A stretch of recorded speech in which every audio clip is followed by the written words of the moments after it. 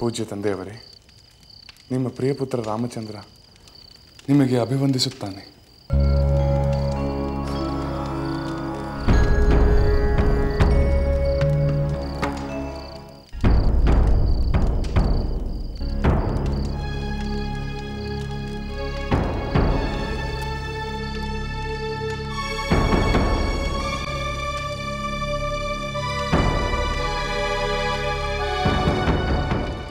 ಇಲ್ಲಿ ಏನಾಗಿದೆ?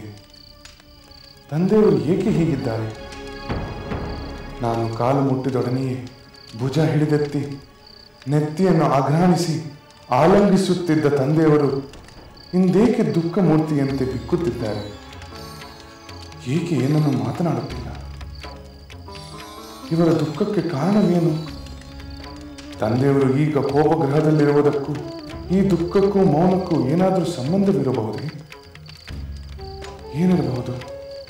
ಏನಿರಬಹುದೆಂದು ಕಿರಿಯ ಮಾತೆಯವರನ್ನೇ ಕೇಳಿ ತಿಳಿದುಕೊಳ್ಳಬೇಕು.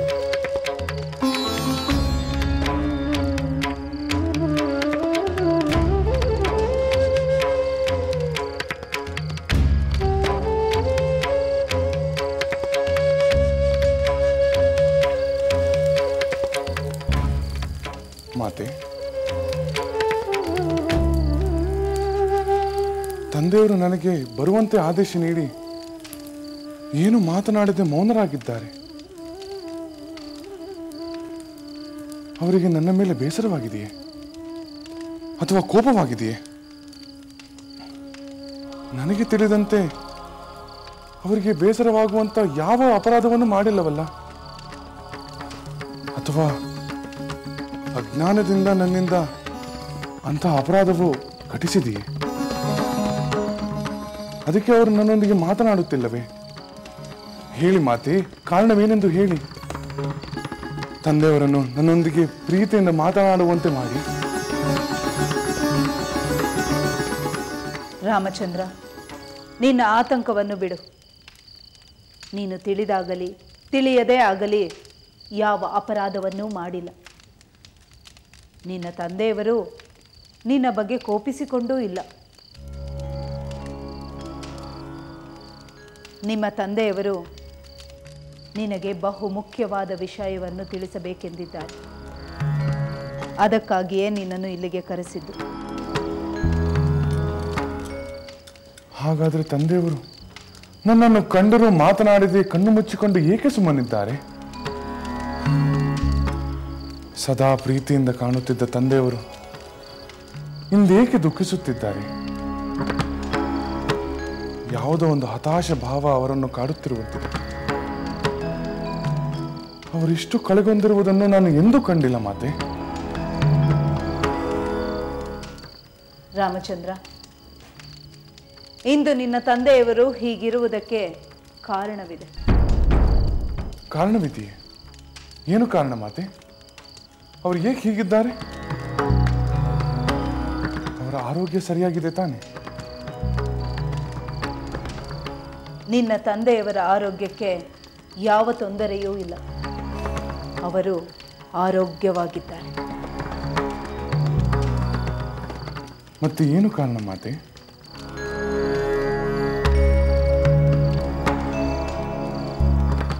ನಿಮ್ಮ ತಂದೆಯವರ ಮನಸ್ಸಿನಲ್ಲಿ ಒಂದು ಆಸೆ ಇದೆ. ಆ ಆಸೆ ಈಡೇರುವುದೋ ಇಲ್ಲವೋ ಎಂಬ ಆತಂಕದಲ್ಲಿ ಅವರು ಚಡಪಡಿಸುತ್ತಿದ್ದಾರೆ. ಯಾವ ಆಸೆ? ಎಂಥ ಆಸೆ? ಅದರ ಈಡೇರಿಕೆಗೆ ಎಂಥ ಅಡ್ಡಿ? ಯಾರಿಂದ ಅಡ್ಡಿ ಮಾತೆ? ಯಾರಿಂದಲೂ ಅಡ್ಡಿ ಆಗುತ್ತಿಲ್ಲ.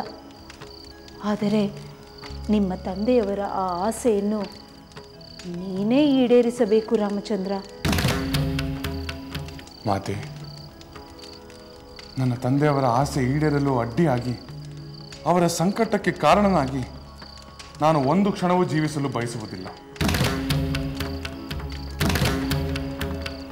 ಹಾಗಾದರೆ ನಿಮ್ಮ ತಂದೆಯವರ ಇಚ್ಛೆಯನ್ನು ಈಡೇರಿಸಲು ನೀನೆಂದೂ ಹಿಂಜರಿಯುವುದಿಲ್ಲ ತಾನೆ? ಮಾತೆ, ಜನ್ಮದಾತರನ್ನೇ ಪ್ರತ್ಯಕ್ಷ ದೇವತೆ ಎಂದು ಭಾವಿಸಿರುವ ಯಾರೇ ಆಗಲಿ ಯಾವುದೇ ಕಾರಣಕ್ಕೂ ಅವಿಧೇಯರಾಗಿ ನಡೆದುಕೊಳ್ಳುವುದಿಲ್ಲ. ಈ ರಾಮಚಂದ್ರನಿಗೆ ಮಾತಾ ಪಿತೃಗಳಿಗಿಂತ ಮಿಗಿಲಾದ ದೇವರಿಲ್ಲ. ನಾನು ನನ್ನ ತಂದೆಯವರ ಯಾವುದೇ ಆಜ್ಞೆಯನ್ನು ನಾನು ಖಂಡಿತವಾಗಿ ಈಡೇರಿಸುತ್ತೇನೆ. ಅದರಲ್ಲಿ ಯಾವ ಸಂಶಯವೂ ಇಲ್ಲ. ಮಾತೆ, ಖಂಡಿತವಾಗಿ ತಂದೆಯವರ ಇಚ್ಛೆಯನ್ನು ನಾನು ಪೂರೈಸುತ್ತೇನೆ. ಅವರ ಸಂಕಟ ನಿವಾರಣೆ ಆಗುವುದಾದರೆ ಅವರ ಯಾವುದೇ ಅಪೇಕ್ಷೆಯನ್ನು ನಾನು ನೆರವೇರಿಸುತ್ತೇನೆ. ರಾಮಚಂದ್ರ, ಈ ವಿಷಯದಲ್ಲಿ ನಿಮ್ಮ ತಂದೆಯವರಿಗೆ ಯಾವ ಸಂದೇಹವೂ ಇಲ್ಲ. ಹಾಗಾದ್ರೆ ಹೇಳಿ ಮಾತೆ, ಅವರ ಸಂಕಟಕ್ಕೆ ಕಾರಣವೇನು? ಅವರ ಅಪೇಕ್ಷೆ ಆದರೂ ಏನಂತ ಹೇಳಿ. ನೀವೇನಾದರೂ ಅವರ ಮನ ನೋಯುವಂತೆ ಕಟು ಮಾತುಗಳನ್ನಾಡಿದ್ದೀರಾ? ಹಿಂದೆಂದು ಕಾಣದಿರುವಂತ ದುಃಖ ವಿಕಾರದಿಂದ ತಳಮಳಿಸುತ್ತಿರುವ ತಂದೆಯವರ ಸಂಕಟದ ಕಾರಣವೇನೆಂದು ಹೇಳಿ ಮಾತೆ. ರಾಮಚಂದ್ರ, ನಿನ್ನ ತಂದೆ ನಿನ್ನ ಮೇಲೆ ಕೋಪಿಸಿಕೊಂಡಿಲ್ಲ. ಅವರಿಗೆ ಯಾವ ವ್ಯಸನವೂ ಇಲ್ಲ. ಅವರ ಮನಸ್ಸಿನಲ್ಲಿ ಒಂದು ಮಹತ್ವದ ವಿಷಯವಿದೆ. ನಿನ್ನ ಮೇಲಿನ ಭಯದಿಂದ ಅದನ್ನು ಹೇಳುವುದು ಹೇಗೆ ಎಂದು ಹಿಂಜರಿಯುತ್ತಿದ್ದಾರೆ. ಏನು? ತಂದೆಯವರ ಆಜ್ಞಾನುವರ್ತಿ ಆಗಿರುವ ನನ್ನ ಮೇಲೆ ಅವರಿಗೆ ಭಯವಿದೆ.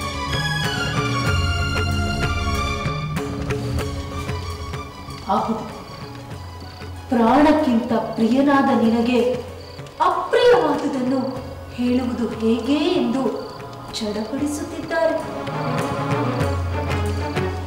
ಅಪ್ರಿಯವಾದ ವಿಷಯ?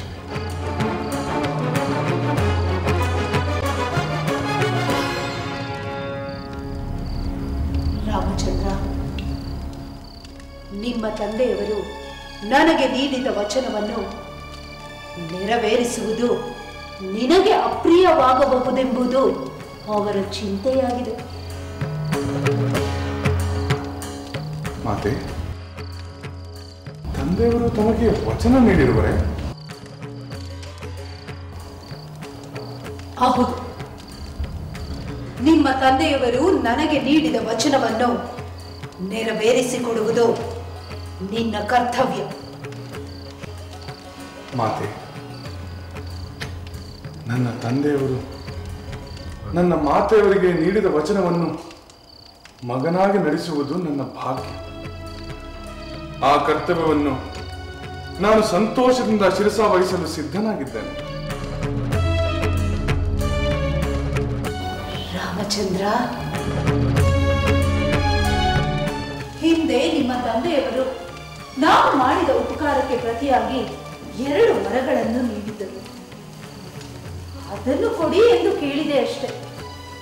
ಆದರೆ ವರಗಳನ್ನು ಈಡೇರಿಸುತ್ತೇನೆಂದು ವಚನ ಕೊಟ್ಟ ಅವರು ಈಗ ಸಾಮಾನ್ಯರಂತೆ ಪಶ್ಚಾತ್ತಾಪ ಪಡುತ್ತಿದ್ದಾರೆ. ನೀನೇ ಹೇಳು ರಾಮಚಂದ್ರ, ವರಗಳನ್ನು ಈಡೇರಿಸುವುದು, ಕೊಟ್ಟ ವಚನವನ್ನು ನಡೆಸಿಕೊಡುವುದು ಅವರ ಕರ್ತವ್ಯವಲ್ಲವೇ?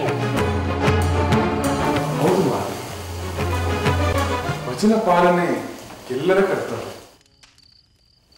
ಸತ್ಯವಾಕ್ಯ ಪರಿಪಾಲನೆಗೆ ಹೆಸರಾದಂತ ಸೂರ್ಯ ವಂಶದ ಪ್ರಭುಗಳು ನನ್ನ ಮೇಲೆ ಕೋಪಿಸಿಕೊಂಡಿದ್ದಾರೆ. ರಾಮಚಂದ್ರ, ನಿಮ್ಮ ತಂದೆಯವರು ನೀಡಿದ ವಚನವನ್ನು ನೆರವೇರಿಸುವುದು ನಿನ್ನ ಕರ್ತವ್ಯವೂ ಹೌದು. ಮಾತೆ, ನಾನೆಂದು ಧರ್ಮದಿಂದ ವಿಮುಖನಾಗುವುದಿಲ್ಲ. ಹಾಗಾದರೆ ಆ ವಿಷಯವೇನೆಂದು ನಾನೇ ನಿನಗೆ ತಿಳಿಸುತ್ತೇನೆ. ಏಕೆಂದರೆ ನಿಮ್ಮ ತಂದೆಯವರು ತಾನಾಗಿಯೇ ಅದನ್ನು ತಿಳಿಸಲು ಸಾಧ್ಯವಿಲ್ಲ. ಮಾತೆ, ತಂದೆಯವರ ಆಜ್ಞೆಯನ್ನು ಪಾಲಿಸುವುದು ನನಗೆ ಕರ್ತವ್ಯ ಮಾತ್ರವಲ್ಲ, ಅದು ನನ್ನ ಪರಮ ಧರ್ಮ. ಆ ಧರ್ಮ ಪಾಲನೆಯಲ್ಲಿ ಈ ರಾಮಚಂದ್ರನು ಎಂದು ಹಿಂಜರಿಯುವುದಿಲ್ಲ ಎಂಬುದು ಎಲ್ಲರಿಗೂ ಗೊತ್ತಿದೆ. ಚಿಕ್ಕಂದಿನಿಂದ ನನ್ನನ್ನು ಬಲ್ಲ ನೀವು ಹೀಗೆ ನನ್ನಲ್ಲಿ ಸಂದೇಹ ಪಡಬಾರದು ಮಾತೆ. ಸಂದೇಹ ಪಡಲೇಬೇಕಾದಂತಹ ಸಂದರ್ಭ ರಾಮಚಂದ್ರ. ಮಾತೆ, ನನ್ನ ತಂದೆಯವರ ಮಾತಿನಂತೆ ನಾನು ದಗದಗಿಸುವ ಅಗ್ನಿಯಲ್ಲಿ ಬೀಳಬಲ್ಲೆ, ಹಾಲಾಹಲವನ್ನೇ ಕುಡಿಯಬಲ್ಲೆ, ಸಮುದ್ರದಲ್ಲಿ ಮುಳುಗಬಲ್ಲೆ, ಎತ್ತರವಾದ ಗಿರಿಶಿಖರದಿಂದ ನೆಗೆಯಬಲ್ಲೆ. ನನ್ನ ತಂದೆಯವರ ಆಜ್ಞೆ ಮಾಡಿದರೆ ನಾನು ನಗುತ್ತಾ ನರಕಕ್ಕೆ ಹೊರಟು ಬಿಡುತ್ತೇನೆ. ನನ್ನ ತಂದೆಯವರ ಅಭಿಲಾಷೆ ಏನೆಂದು ಹೇಳಿ ಮಾತೆ. ಈ ರಾಮಚಂದ್ರನು ಎಂದಿಗೂ ಎರಡು ಮಾತನಾಡುವುದಿಲ್ಲ. ಈ ರಾಮನ ಬಾಣ ಹಾಗೂ ಅವನ ಮಾತು ಎರಡು ಖಚಿತ, ಹುಸಿಯಲ್ಲ. ಹೇಳಿ ಮಾತೆ.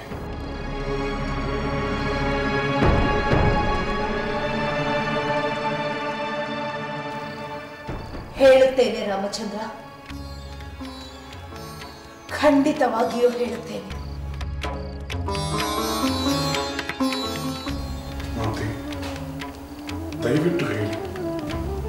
ತಂದೆಯವರು ತಮಗೆ ನೀಡಿರುವ ವಚನವೇನು? ಅದನ್ನು ನಾನು ಹೇಗೆ ಪಾಲಿಸಲಿ? ಮಾತೆ, ದಯವಿಟ್ಟು ಹೇಳಿ. ತಂದೆಯವರು ತಮಗೆ ನೀಡಿರುವ ವಚನವೇನು?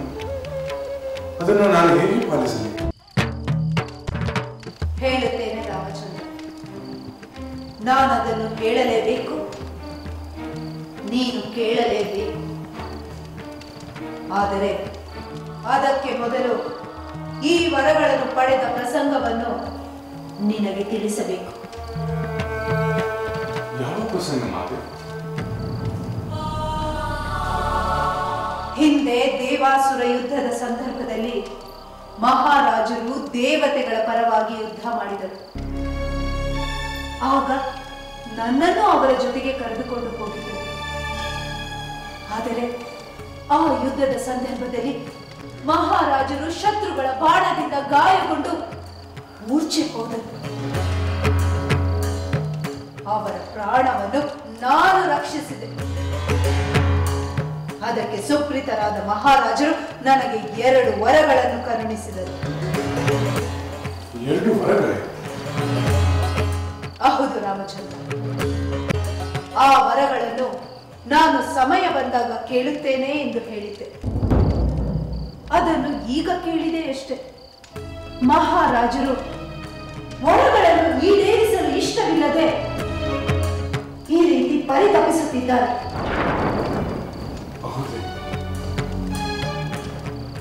ಹೌದು ರಾಮಚಂದ್ರ, ನೀನೇ ಹೇಳು. ಅವರೇ ಕರುಣಿಸಿದ ವರಗಳನ್ನು ಈಡೇರಿಸಿ ಎಂದು ಕೇಳುವುದು ತಪ್ಪೇ? ಇಲ್ಲ ಮಾತೆ, ಖಂಡಿತವಾಗಿಯೂ ತಪ್ಪಲ್ಲ. ಹಾಗಾದರೆ ಆ ವರಗಳನ್ನು ಈಡೇರಿಸುವುದರಲ್ಲಿಯೂ ತಪ್ಪಿಲ್ಲ ಅಲ್ಲವೇ? ಇಲ್ಲ ಮಾತೆ, ತಪ್ಪಲ್ಲ. ಆ ವರಗಳು ಏನೆಂದು ನನಗೆ ಹೇಳಿದರೆ ಅವುಗಳನ್ನು ಈಡೇರಿಸಲು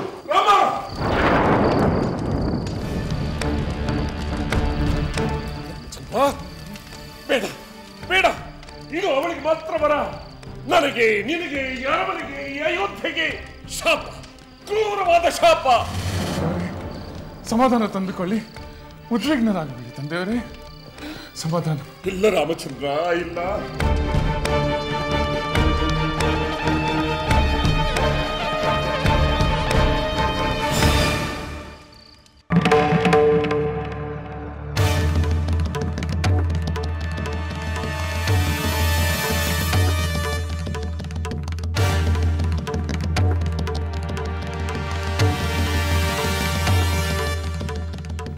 ಮಹಾಮಂತ್ರಿಗಳೇ, ಚಿಕ್ಕ ಮಾತೆ ಮತ್ತು ತಂದೆಯವರ ಮಾತುಗಳನ್ನು ಕೇಳಿದರೆ ಯಾವುದು ಅನಾಹುತದ ಮುನ್ಸೂಚನೆ ಇರುವಂತಿದೆ. ಲಕ್ಷ್ಮಣ, ದುಡುಕಿ ಯಾವುದೇ ನಿರ್ಧಾರವನ್ನು ತೆಗೆದುಕೊಳ್ಳಬೇಡ. ಇಲ್ಲ ಮಂತ್ರಿಗಳೇ, ಯುವರಾಜ್ಯಾಭಿಷೇಕದ ವಿಷಯವನ್ನು ತಿಳಿದು ಚಿಕ್ಕ ಮಾತೆಯವರು ಅದನ್ನು ತಡೆಯುವ ಉದ್ದೇಶದಿಂದ ಏನಾದರೂ ಕುತಂತ್ರ ಮಾಡುತ್ತಿರಬಹುದೆಂದು ನನಗೆ ಸಂದೇಹವಾಗುತ್ತಿದೆ. ಆ ಕುತಂತ್ರವನ್ನು ಧೂಳಿಪಟ ಮಾಡಿ ರಾಮಚಂದ್ರನ ಪಟ್ಟಾಭಿಷೇಕದ ದಾರಿಯನ್ನು ಸುಗಮಗೊಳಿಸುತ್ತೇನೆ. ಸಾವಧಾನ ಲಕ್ಷ್ಮಣ, ಸಾವಧಾನ. ದುಡುಕಬೇಡ. ಚಿಕ್ಕ ಮಾತೆಯವರ ವರಗಳ ವಿಷಯ ತಿಳಿಯಲಿ. ಅಲ್ಲಿಯವರೆಗೂ ಯಾವುದೇ ಆತುರದ ನಿರ್ಧಾರ ಬೇಡ. ಆಗಲಿ ಮಂತ್ರಿಗಳೇ. ಆದರೆ ರಾಮಚಂದ್ರನ ಪಟ್ಟಾಭಿಷೇಕಕ್ಕೆ ಯಾರಾದರೂ ಅಡ್ಡಿಪಡಿಸಿದರೆ ನಾನು ಅದನ್ನು ಸಹಿಸುವುದಿಲ್ಲ.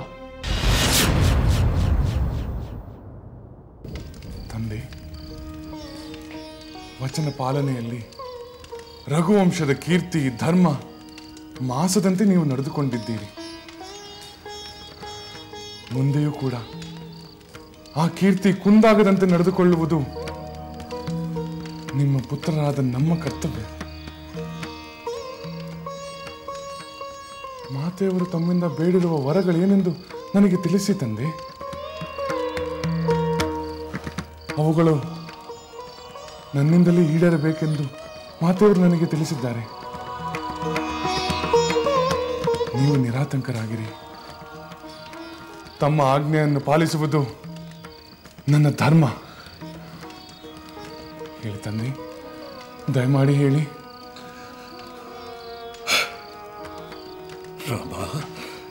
ರಾಮಚಂದ್ರ,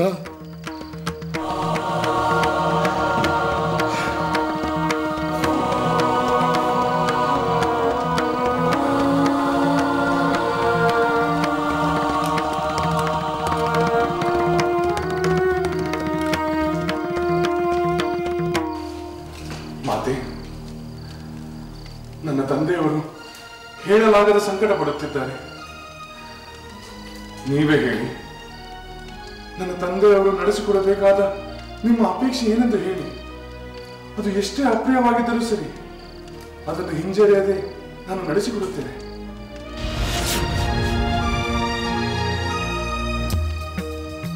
ಈಗ ಸಮಾಧಾನವಾಯಿತು ರಾಮಚಂದ್ರ. ಪಿತೃವಾಕ್ಯ ಪರಿಪಾಲನೆಯಲ್ಲಿ ನಿನ್ನನ್ನು ಮೀರಿದವರಿಲ್ಲ ಎನ್ನುವುದು ನನಗೆ ಗೊತ್ತು.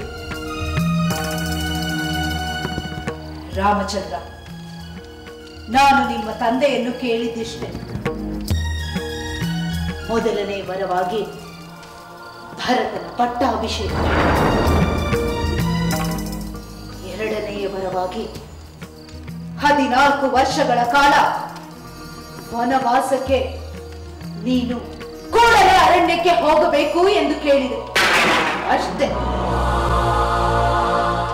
ಈಗ ಹೇಳು ರಾಮಚಂದ್ರ, ನಿಮ್ಮ ತಂದೆ ವಚನ ಭ್ರಷ್ಟನಾಗಲು ಅವಕಾಶ ಮಾಡಿಕೊಡುವೆಯೋ ಅಥವಾ ಅವರು ಮಾಡಿದ ಪ್ರತಿಜ್ಞೆಯನ್ನು ಈಡೇರಿಸುವ ಕರ್ತವ್ಯವನ್ನು ನೆರವೇರಿಸುವೆಯೋ?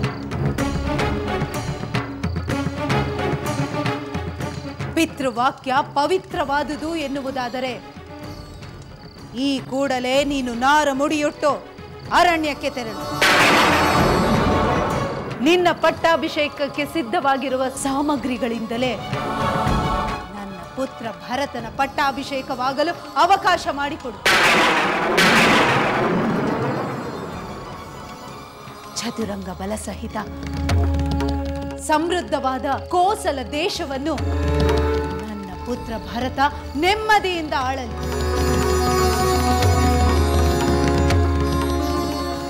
ರಾಮಚಂದ್ರ, ನೀನು ನಿಮ್ಮ ತಂದೆಗೆ ಬಹು ಪ್ರಿಯವಾದ ಪುತ್ರನಲ್ಲವೇ? ಅದಕ್ಕಾಗಿ ಇಂತಹ ವಿಷಯವನ್ನು ನಿನ್ನೊಂದಿಗೆ ಹೇಗೆ ಹೇಳಿಕೊಳ್ಳುವುದು ಎಂದು ಅವರು ಸಂಕಟ ಪಡುತ್ತಿದ್ದಾರೆ. ನಾಚಿಕೆಯಿಂದ ನಿನ್ನ ಮುಖ ನೋಡಲಾಗದೆ ಹಿಂಜರಿಯುತ್ತಿದ್ದಾರೆ.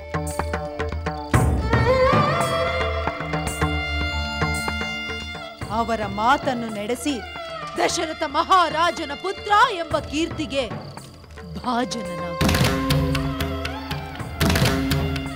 ಜಗತ್ತೇ ನಿನ್ನನ್ನು ಪಿತೃವಾಕ್ಯ ಪರಿಪಾಲಕ ಎಂದು ಕೊಂಡಾಡು. ರಾಮಚಂದ್ರ, ತಂದೆ, ತಮ್ಮ ಈ ವ್ಯಾಕುಲವನ್ನು ಬಿಡಿ. ತಮ್ಮ ವಚನ ಪಾಲನೆಯ ಸದಾವಕಾಶ ನನಗೆ ದೊರೆಯಿತೆಂದು ನಾನು ಹೆಮ್ಮೆ ಪಡುತ್ತೇನೆ. ರಘುವಂಶದವರಿಗೆ ಕೊಟ್ಟ ವಚನವನ್ನು ಪಾಲಿಸುವುದು ಯಾವುದೇ ಪದವಿಯ ಅಧಿಕಾರಗಳಿಗಿಂತ ಶ್ರೇಷ್ಠವಾದದ್ದು. ತಂದೆ, ಪಿತೃವಾಕ್ಯ ಪರಿಪಾಲನೆಗಿಂತ ಪರಮ ಪವಿತ್ರವಾದ ಕರ್ತವ್ಯ ನನಗೆ ಬೇರೆ ಯಾವುದೂ ಇಲ್ಲ. ಅದೇ ನನಗೆ ಅತ್ಯಂತ ಸಂತೋಷ ಕೊಡುವುದು. ತಾವು ಸಮಾಧಾನ ತಂದುಕೊಳ್ಳಿ ತಂದೆ, ಸಮಾಧಾನ ತಂದುಕೊಳ್ಳಿ. ರಾಮಚಂದ್ರ, ನೀನು ನಿನ್ನ ತಂದೆಯನ್ನು ಸಾಂತ್ವನಗೊಳಿಸುವುದೇ ಮುಖ್ಯವಾಯಿತಲ್ಲವೇ? ಅವರು ನೀಡಿದ ಪ್ರತಿಜ್ಞೆಯನ್ನು ನೆರವೇರಿಸುವುದು ಮುಖ್ಯವಾಗಲಿಲ್ಲ ಅಲ್ಲವೇ? ಕೋಪಿಸಿಕೊಳ್ಳಬೇಡಿ. ರಾಮಚಂದ್ರ, ಬೇಗನೆ ನಿನ್ನ ನಿರ್ಧಾರವೇನೆಂದು ತಿಳಿಸು. ಹೇಳುತ್ತೇನೆ ಮಾತೆ. ತಂದೆಯವರ ಪ್ರತಿಜ್ಞಾ ವಚನವನ್ನು ಪಾಲಿಸುವ ಸಲುವಾಗಿ ನಾನು ಅರಣ್ಯವಾಸ ಮಾಡುತ್ತೇನೆ. ಅದರಲ್ಲಿ ಯಾವ ಸಂದೇಹವೂ ಇಲ್ಲ. ಆದರೆ ತಂದೆಯವರು ಇನ್ನೂ ನನ್ನೊಂದಿಗೆ ಏಕೆ ಸರಿಯಾಗಿ ಮಾತನಾಡುತ್ತಿಲ್ಲ? ಮಹಾಪರಾಕ್ರಮಶಾಲಿಯಾದ ಧೀಮಂತರಾದ ತಂದೆಯವರು ನಿತ್ಯದಂತೆ ನನ್ನೊಂದಿಗೆ ಸಂತೋಷದಿಂದ ವರ್ತಿಸುತ್ತಿಲ್ಲ. ಏಕೆ ಮಾತೆ? ರಾಮಚಂದ್ರ, ಈಗ ಅವರ ಆತಂಕ ನಿವಾರಣೆಯಾಯಿತಲ್ಲವೇ? ಇನ್ನು ಮುಂದೆ ಅವರು ಮೊದಲಿನಂತೆಯೇ ಇರುತ್ತಾರೆ. ನೀನು ಚಿಂತಿಸಬೇಡ. ಮಾತೆ, ತಂದೆಯವರು ತಮ್ಮ ಇಚ್ಛೆಯನ್ನು ಈಡೇರಿಸಲಿಲ್ಲ ಎಂದು ಕೋಪಿಸಿಕೊಂಡು ಇನ್ನೂ ಕಠಿಣವಾದ ಮಾತುಗಳನ್ನು ಆಡಬೇಡಿ. ಅವರ ಮನಸ್ಸನ್ನು ನೋಯಿಸಬೇಡಿ. ತಮ್ಮ ಇಚ್ಛೆಯನ್ನು ಈಡೇರಿಸಲು ನಾನು ಸಿದ್ಧನಾಗಿದ್ದೇನೆ. ದಶರಥ ಮಹಾರಾಜರು ನನಗೆ ಜನ್ಮದಾತರು. ಉಪನಯನದ ಕಾಲದಲ್ಲಿ ಮಂತ್ರೋಪದೇಶ ಮಾಡಿದ ಆಚಾರ್ಯರು. ಸದಾ ನನ್ನ ಹಿತಚಿಂತಕರು. ಎಲ್ಲಕ್ಕಿಂತ ಮಿಗಿಲಾಗಿ ಅವರು ಸಾರ್ವಭೌಮರು. ಅವರ ಆಜ್ಞೆಯನ್ನು ಪಾಲಿಸಬೇಕಾದದ್ದು ನಮ್ಮೆಲ್ಲರ ಕರ್ತವ್ಯ. ಒಬ್ಬ ಪುತ್ರನಾಗಿ ಮಾತ್ರವಲ್ಲ, ಒಬ್ಬ ಪ್ರಜೆಯಾಗಿಯೂ ಸಹ ದಶರಥ ಮಹಾರಾಜರ ಆಜ್ಞೆಯಂತೆ ತಮಗೆ ಪ್ರಿಯವಾದ ಕಾರ್ಯವನ್ನು ನಾನು ಮಾಡುತ್ತೇನೆ ಮಾತೆ. ನನ್ನ ಪ್ರಿಯ ಸೋದರ ಭರತನ ಪಟ್ಟಾಭಿಷೇಕಕ್ಕೆ ನಾನು ಹೃದಯಪೂರ್ವಕವಾಗಿ ಶುಭಾಶಯಗಳನ್ನು ಹೇಳುತ್ತೇನೆ ಮಾತೆ. ಆದರೆ ಈ ಶುಭವಾರ್ತೆಯನ್ನು ತಂದೆಯವರು ನನಗೆ ತಾನೇ ಹೇಳಲಿಲ್ಲ ಎಲ್ಲ ಎಂಬ ದುಃಖ ನನ್ನ ಎದೆಯಲ್ಲಿ ಕಾಡುತ್ತಿದೆ. ಅಂದರೆ ನೀನು ವನವಾಸಕ್ಕೆ ಹೋಗು ಎಂದು ನಾನು ನಿನಗೆ ಹೇಳಬಾರದಿತ್ತೇನೋ? ಮಾತೆ, ತಾವು ಹೇಳಿದರಲ್ಲಿ ಯಾವ ತಪ್ಪೂ ಇಲ್ಲ. ಆದರೆ ತಮ್ಮ ಅಪೇಕ್ಷೆ ಏನೆಂದು ನನಗೆ ಮೊದಲೇ ಹೇಳಿದ್ದರೆ ನಾನು ಸಂತೋಷವಾಗಿಯೇ ನನ್ನ ಯುವರಾಜ ಪಟ್ಟವನ್ನು ನನ್ನ ಪ್ರಿಯ ಸೋದರ ಭರತನಿಗೆ ಬಿಟ್ಟುಕೊಡುತ್ತಿದ್ದೆನಲ್ಲ. ಆಗ ತಂದೆಯವರು ಹೀಗೆ ಸಂದಿಗ್ಧದಲ್ಲಿ ಸಂಕಟ ಪಡಬೇಕಾಗಿರಲಿಲ್ಲ. ಅನ್ಯತಾ ಭಾವಿಸಬೇಡಿ ಮಾತೆ. ಈಗಲೂ ನಾನು ತಂದೆಯವರ ಬಯಕೆಯಂತೆ ಸಂತೋಷದಿಂದ ವನವಾಸಕ್ಕೆ ಹೋಗುತ್ತೇನೆ. ಆದರೆ ಅವರು ಭರಿಸಲಾಗದ ದುಃಖದ ಕಣ್ಣೀರಿರುವುದನ್ನು ಕಂಡು ನನ್ನ ಕರಳು ಕತ್ತರಿಸುವಂತಾಗುತ್ತಿದೆ. ಮಾತೆ, ದಯಮಾಡಿ ತಂದೆಯವರ ದುಃಖವನ್ನು ನಿವಾರಿಸಿ ಅವರನ್ನು ತಮ್ಮ ಪ್ರೀತಿಯ ಮಾತುಗಳಿಂದ ಸಂತೈಸಿ. ರಾಮಚಂದ್ರ, ಆ ವಿಷಯವನ್ನು ನನಗೆ ಬಿಡು. ನೀನು ಮುಂದಿನ ನಿನ್ನ ಕರ್ತವ್ಯದ ಬಗ್ಗೆ ಯೋಚಿಸು. ಹೌದು ಮಾತೆ. ದಶರಥ ಮಹಾರಾಜರ ಆಜ್ಞೆಯಂತೆ ರಾಜಭಟರು ಶೀಘ್ರಗಾಮಿಗಳಾದ ಅಶ್ವಗಳನ್ನೇರಿ ಕೇಕೆಯ ದೇಶಕ್ಕೆ ಹೋಗಿ ಭರತನನ್ನು ಇಲ್ಲಿಗೆ ಕರೆತರಲಿ. ತಮ್ಮ ಎರಡನೇ ವರದಂತೆ ನಾನು ಬಹುಬೇಗನೆ ವನವಾಸಕ್ಕೆ ಹೊರಡುತ್ತೇನೆ.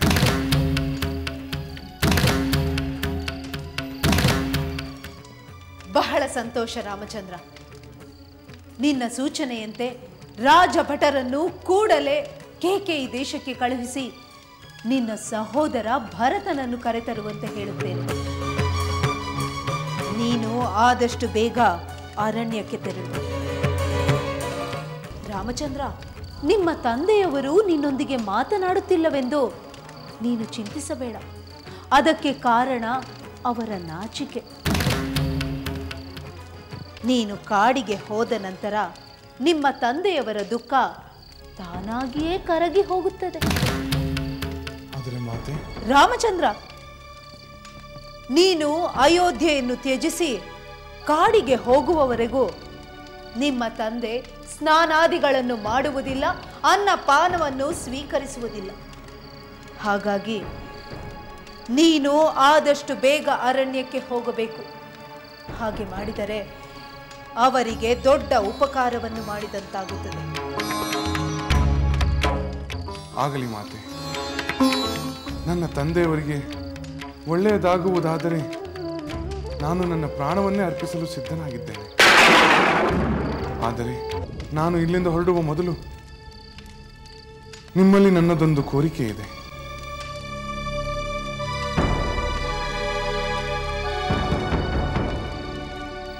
ಏನು? ಮಾತೆ, ನಾನು ವನವಾಸಕ್ಕೆ ಹೊರಡುವುದು ಖಚಿತ. ಆದರೆ ನಿಂತ ಕಾಲಮೇ ಹೊರಡಲಾಗುವುದಿಲ್ಲ. ನನಗೆ ಸ್ವಲ್ಪ ಸಮಯ ಬೇಕು. ನನ್ನ ಮಾತೆಯ ಅಪ್ಪಣೆಯನ್ನು ಪಡೆಯಬೇಕು. ಸೀತೆಗೆ ಸಮಾಧಾನ ಹೇಳಬೇಕು. ನಂತರ ಅರಣ್ಯದತ್ತ ಹೊರಟು ಬಿಡುತ್ತೇನೆ. ಅಷ್ಟು ಸಮಯಾವಕಾಶ ನೀಡಬೇಕೆಂದು ತಮ್ಮಲ್ಲಿ ಬೇಡಿಕೊಳ್ಳುತ್ತೇನೆ. ಹಾಗೆಯೇ ಆಗಲಿ ರಾಮಚಂದ್ರ. ನೀನು ನಿನ್ನ ಮಾತೆಗೆ, ಮಡದಿಗೆ ಹೇಳಿ ಹೋಗುವುದು ಉಚಿತವೇ. ಅಷ್ಟು ಸಮಯಾವಕಾಶವನ್ನು ಕೊಡುತ್ತೇನೆ. ಮಾತೆ, ಮತ್ತೊಂದು ಭಿನ್ನ. ಏನದು? ನನ್ನ ಬದಲಾಗಿ ನನ್ನ ಸೋದರ ಭರತ ಯುವರಾಜನಾಗಿ ನನ್ನ ತಂದೆಯವರಿಗೆ ರಾಜ್ಯ ಕಾರ್ಯದಲ್ಲಿ ನೆರವು ನೀಡುತ್ತಾನೆ. ಆದರೆ ನೀವು ವೃದ್ಧರಾದ, ದುಃಖಿತರಾದ ತಂದೆಯವರ ಶುಶ್ರೂಷೆ ನೀಡಿ ಅವರು ಸಮಾಧಾನದಿಂದಿರುವಂತೆ ನೋಡಿಕೊಳ್ಳಬೇಕೆಂದು ತಮ್ಮಲ್ಲಿ ಪ್ರಾರ್ಥಿಸಿಕೊಳ್ಳುತ್ತೇನೆ. ಅದು ನನ್ನ ಧರ್ಮ. ಸತಿ ಧರ್ಮವನ್ನು ನಾನು ಪಾಲಿಸುತ್ತೇನೆ. ನಿನ್ನ ಧರ್ಮವನ್ನು ನೀನು ಪಾಲಿಸು. ಆಗಲಿ ಮಾತೆ.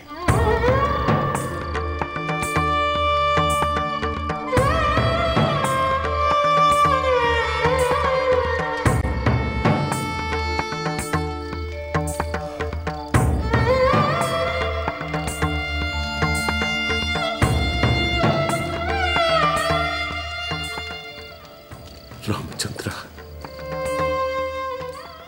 ನೀನು ಕಾಡಿಗೆ ಹೋಗುವ ಮುನ್ನ ನಾನೊಮ್ಮೆ ನಿನ್ನನ್ನು ನೋಡಬೇಕು.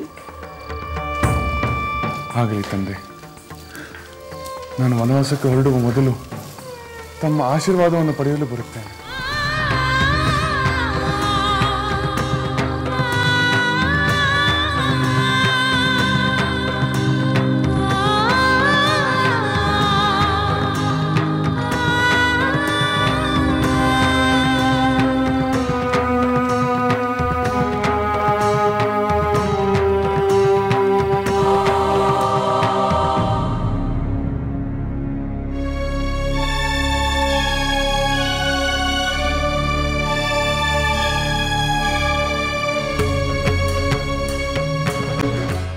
ಲಕ್ಷ್ಮಣ, ಅಮಾತ್ಯರೇ, ನೀವಿಬ್ಬರು ಇಲ್ಲೇ ಇರುವಿರಾ?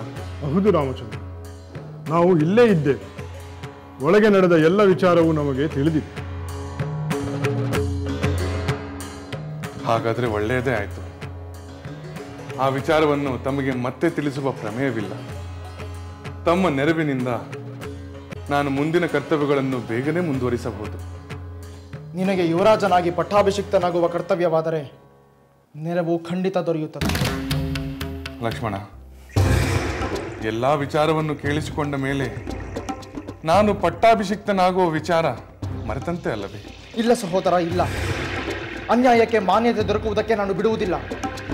ಚಿಕ್ಕ ಮಾತೆಯವರು ತನ್ನ ವರಗಳನ್ನು ಈ ಕೂಡಲೇ ಹಿಂತೆಗೆದುಕೊಳ್ಳುವಂತೆ ಮಾಡುತ್ತೇನೆ. ಏನು ಮಾಡುತ್ತಿರುವೆ? ಮಾಡಬೇಕಾದುದನ್ನೇ ಮಾಡಲು ಹೊರಟಿದ್ದೇನೆ. ಪ್ರಿಯ ಸೋದರ, ನೀನು ಆವೇಶಕ್ಕೆ ವಶವಾಗಿ ಹೀಗೆ ಅವಿವೇಕನಂತೆ ವರ್ತಿಸಬಾರದು. ನಿನ್ನ ದುಡುಕಿನಿಂದ ತಂದೆಯವರು ವಚನ ಭ್ರಷ್ಟರೆನಿಸಿಕೊಳ್ಳಬಾರದು. ಪಿತೃವಾಕ್ಯ ಪರಿಪಾಲನೆಯ ನನ್ನ ಕರ್ತವ್ಯಕ್ಕೆ ನೀನು ಅಡ್ಡಿ ಮಾಡಬೇಡ ಲಕ್ಷ್ಮಣ.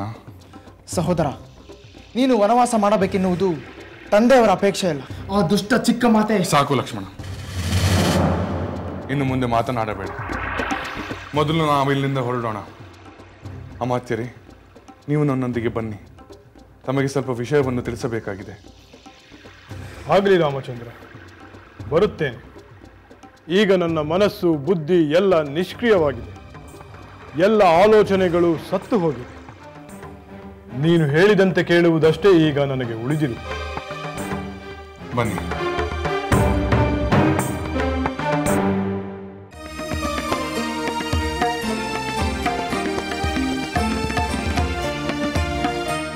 ಶತಮಾನಂ ಭವತಿ ಶತಾಯುಃ ಪುರುಷ ಶತೇಂದ್ರಿಯ ಆಯುಷ್ಯೇವೇಂದ್ರಿಯೈ ಪ್ರತಿಷ್ಠತಿ.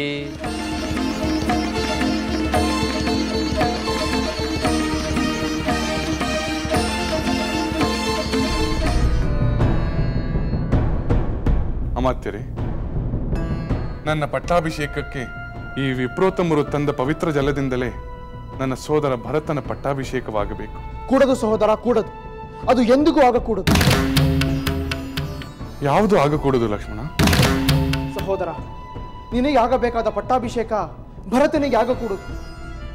ಸಹೋದರ, ದಯವಿಟ್ಟು ವನವಾಸದ ನಿರ್ಧಾರ ಮಾಡಬೇಡ. ಸರ್ವರ ಅಪೇಕ್ಷೆಯಂತೆ ನೀನೇ ಪಟ್ಟಾಭಿಷಕ್ತನಾಗಬೇಕು. ಪ್ರಿಯ ಸೋದರ, ಶಾಂತನಾಗು. ಕೋಪಾವೇಶಕ್ಕೆ ಇದು ಸಮಯವಲ್ಲ. ನಾನು ನನ್ನ ಮಾತೆಯವರ ಬಳಿ ಅವರ ಆಶೀರ್ವಾದ ಹಾಗೂ ಅಪ್ಪಣೆಯನ್ನು ಪಡೆಯಲು ಹೋಗುತ್ತಿದ್ದೇನೆ. ನೀನು ನನ್ನೊಂದಿಗೆ ಬಾ. ನಿನ್ನ ಕೋಪವನ್ನು ಅಡಗಿಸಿಕೊ.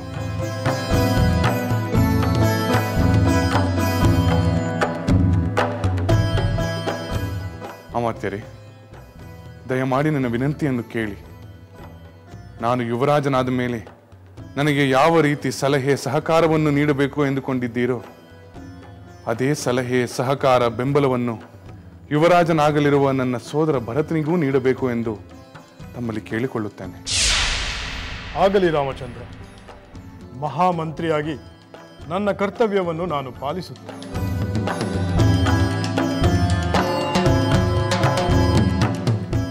ಪ್ರಿಯ ಸೋದರ, ನೀನು ನನ್ನೊಂದಿಗೆ ಬರುತ್ತೀಯೋ ಇಲ್ಲವೋ? ಸಹೋದರ, ಇಂತಹ ಪ್ರಶ್ನೆ ಕೇಳಬೇಡ. ರಾಮನಿದ್ದ ಕಡೆ ಲಕ್ಷ್ಮಣ, ರಾಮನಿಲ್ಲದಿದ್ದರೆ ಲಕ್ಷ್ಮಣನಿಲ್ಲ.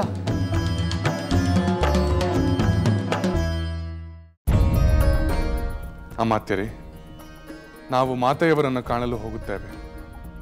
ರಾಮಚಂದ್ರ, ನಿನ್ನ ಪಟ್ಟಾಭಿಷೇಕದ ಆನಂದದ ಕ್ಷಣಗಳನ್ನು ಎದುರು ನೋಡುತ್ತಿರುವ ಆ ಮಾತೆಗೆ ನಿನ್ನ ವನವಾಸದ ನಿರ್ಧಾರವನ್ನು ಹೇಗೆ ಹೇಳುತ್ತಿ? ಅದನ್ನು ಆ ಮಾತೆ ಹೇಗೆ ಸ್ವೀಕರಿಸುತ್ತಾಳೆ? ಓ ದೇವರೇ, ಇಂತಹ ಪರಿಸ್ಥಿತಿಯನ್ನು ಯಾವ ಮಾತಾಪಿತೃರಿಗೂ ಕೊಡಬೇಡ.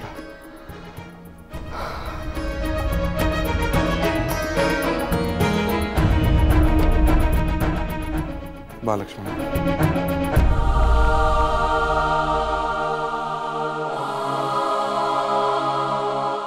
ಅಯ್ಯೋ ವಿಧಿಯೇ,